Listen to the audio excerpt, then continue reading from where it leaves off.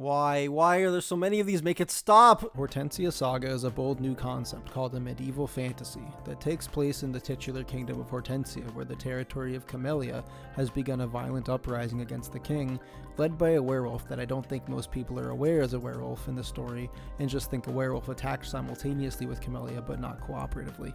Our main character is Alfred, who now lords over part of Hortensia after his royal knight father was killed in battle. He's joined by the undercover princess of Hortensia, poorly disguised as a boy named Marius, who was brought after the king's death to stay with Alfred by his uncle Maurice, whose name is far too close to Marius for it to not be intentionally annoying. To top off all this chaos, Hortensia is now under siege by hordes of mythical monsters, likely brought on by the werewolf guy, but we don't really know for sure yet. Maurius is also followed by this thing forever for no apparent reason, but I guess it's not the same as the evil monsters that kill people set to talks and looked cute and like every other magical girl companion ever. Frankly, I don't have a lot to say about this one. It's not the most refreshing of concepts, and yet when it comes to fantasy anime this season, I'm probably more invested in this plot than the others solely because it isn't offensively stupid. Like I said, there's nothing groundbreaking going on here, but it might be fun to keep watching just to see where the lives of these people go and what the overall plotline is trying to say, since there's an air of mystery surrounding why shit's happening.